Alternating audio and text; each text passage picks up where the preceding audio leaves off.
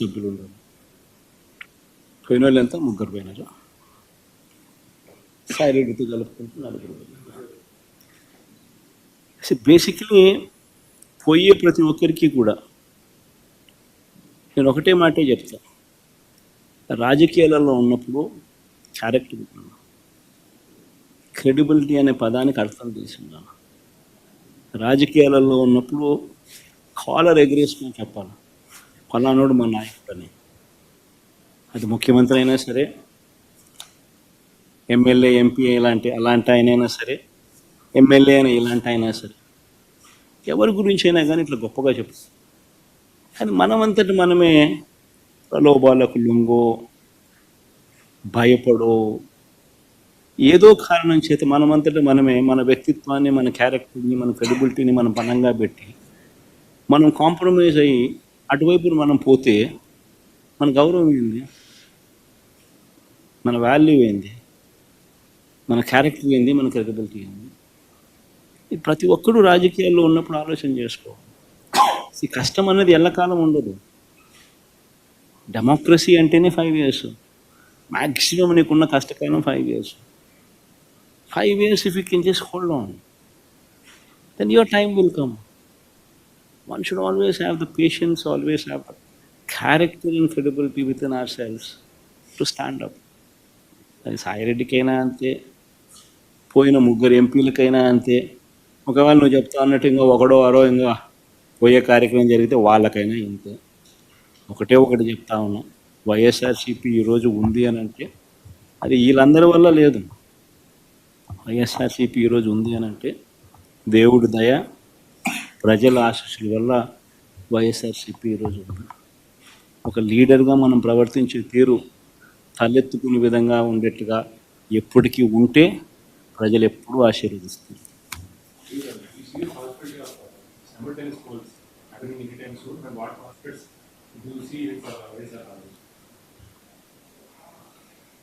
You have seen this, the regime of TDP in these 9 months. I've given a detailed presentation. Do you think anybody would vote for him? I'd appreciate if you would vote for him. Sir, you've talked about how Jagan 1.0 and what all has done. Jagan 2.0 is what you're pitching. Yesterday, Andhra Pradesh IT Minister Nara Lokesh says 1.0, we saw the results public gave to Jagan. What do you expect 2.0 to come out of? Your response on this? It's exactly. I mean, whatever I had spoken to you, whatever I had spoken to was yesterday telecasted. The message was also very clearly told, that very clearly communicated yesterday. So the most important thing is, I had given a detailed presentation today, and you have been a witness to that presentation. Now you tell me whether it is Lokesh or whether it is Chandrababu Naidu or whether it is Pawan Kalyan or Yallaya or Punnaya. Why would anybody vote for you? People would only vote for you only when you stand up your word. Only when you fulfill what you have spoken in your own manifesto. You have given a word to the people. You have communicated that you will do so many things to people. You have spoken about Super 6, you have spoken about Super 7. Now, if you were to not deliver whatever you had spoken, would it not be treated as betrayal by the people? And if such betrayal is done by somebody, and yet that somebody has the audacity to speak these words that you have just spoken, and I only say it's only mere arrogance. And ultimately people will teach them a lesson. So the Higher Education Ministry also recently, in the ACER report that came out, it has been said that the last 5 years there hasn't been much development in a higher education and education department in Andhra Pradesh. Several students have been lacking as well. This, the TDP is alleging as a lapse in YSRCP governance, because of which, the students were unable to reach their full potential. ACER report usually, what was this ACER report? When did it come out? When did they do the survey? I think they did it in December. December which year? 2024. Then, from June to December, is it not good enough period for somebody to ruin the education system? You should ask yourself the same question. What I just spoke about, what I just spoke about some time back. You have successfully ruined the TOEFL classes, which was a part of your education curriculum from the third class itself. As a period, it was given to the children. You have removed it. You have successfully removed English medium. You have successfully removed CBSE. You have successfully stopped Nadu Nedu. You have successfully stopped the distribution of tabs.